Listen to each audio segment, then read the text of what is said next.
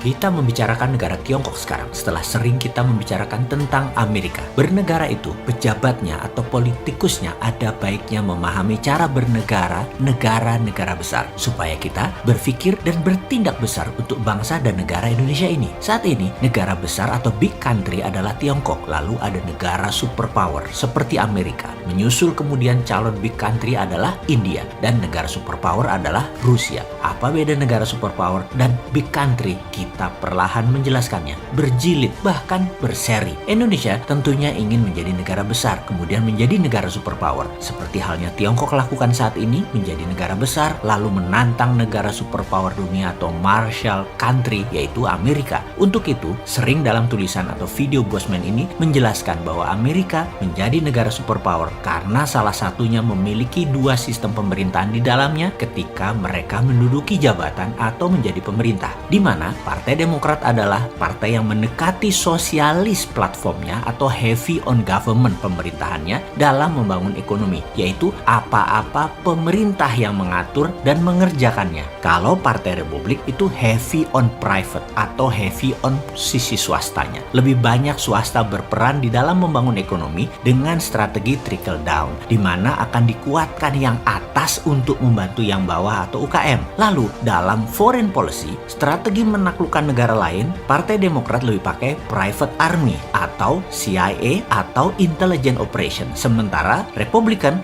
banyak konfrontatif langsung atau berperang terbuka dar der dor. Kemudian kekuatan bernegara lainnya adalah sistem demokrasi yang matang dengan electoral college di atas popular vote dan sistem konstitusi bernegaranya yang telah di-challenge, dites berkali-kali hingga matang sekali bernegaranya. Seperti sering saya informasikan dalam cara bernegara Trump yang di ujungnya masih ngotot dan bagaimana konspirasi Partai Demokrat untuk memenangkan Obama, Clinton, dan puncaknya saat ini memenangkan Biden. Saya memilih Trump karena kedekatan kebijakan ekonominya mendekati Mardigu Nation. Hampir sama kebijakan ekonominya, yaitu heavy on private. Saya ini bukan memprediksi Trump menang, namun kemenangannya ditebak oleh Bosman yang nggak begitu, karena itu mendahului kehendak rakyat Amerika. Apa bisa Bosman lakukan itu? Ya enggak lah. Tapi ada orang yang pendek akal, pendukung mata gelap komunis Tiongkok, benci Bosman, menganggap Bosman analisanya tidak tepat, goblok, dan tidak pantas didengar. Bagi saya, orang yang berpendapat seperti ini, saya akan mengatakan, sabar ya, orang goblok ini masih selalu belajar. Gak apa-apa kalian bilang goblok, dan saya berharap Anda terus komen, itu aja, sebanyak-banyaknya. Terima kasih ya, karena algoritma sosmed tidak melihat positif negatif isinya komen, tetapi banyak tidaknya komen tersebut. Jadi teruslah berkomen, walaupun menggoblok-goblokkan Bosman ini.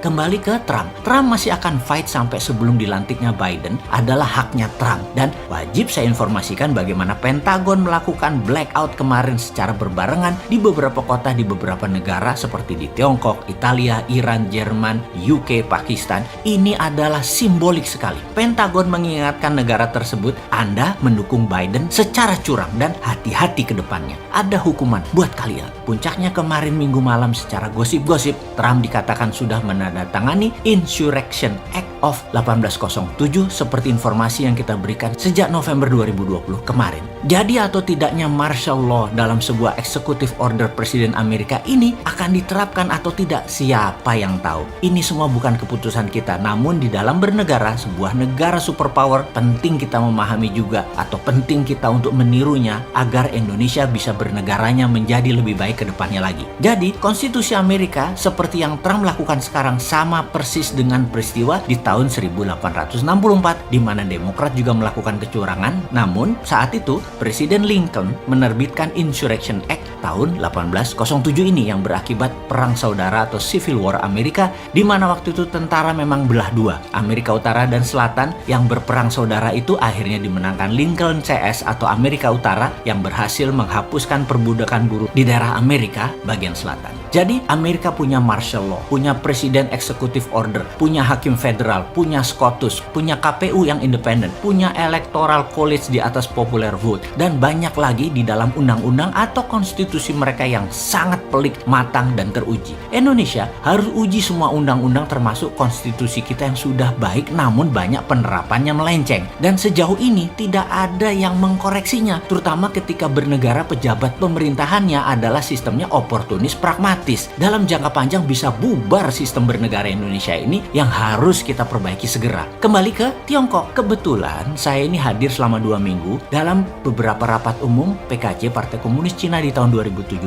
yang mana hasilnya memutuskan Xi Jinping menjadi presiden seumur hidup Tiongkok, membuat dirinya lebih kuat dari pemimpin legendaris Tiongkok seperti Deng Xiaoping bahkan Mao Zedong. Langkah Xi Jinping ke depan patut kita pertimbangkan matang-matang dan hati-hati. Oleh Xi Jinping, PKC Partai Komunis Cina adalah sebuah perusahaan besar. Negara Tiongkok adalah salah satu tool mereka. Komunisme juga salah satu tool mereka. Ideologi Partai Komunis Cina Tiongkok saat ini adalah BRI atau Belt Road Initiative atau juga disebut OBOR, One Belt One Road. Semua jalan hanya satu, road to Beijing. Harus takluk dengan Beijing. Kembali lagi, jadi banyak hal di dalam bernegara dari negara lain harus kita pilih untuk Indonesia ini tiru yang baiknya agar kita menjadi negara besar dan menjadi negara superpower. Untuk Indonesia menang, kita harus banyak memahami dan membuat strategi jangka panjang. Kalau kita ingin menaklukkan Tiongkok, ingin menaklukkan Amerika, ingin menaklukkan Rusia, ingin menaklukkan India, sudah ada grand plan-nya, bos.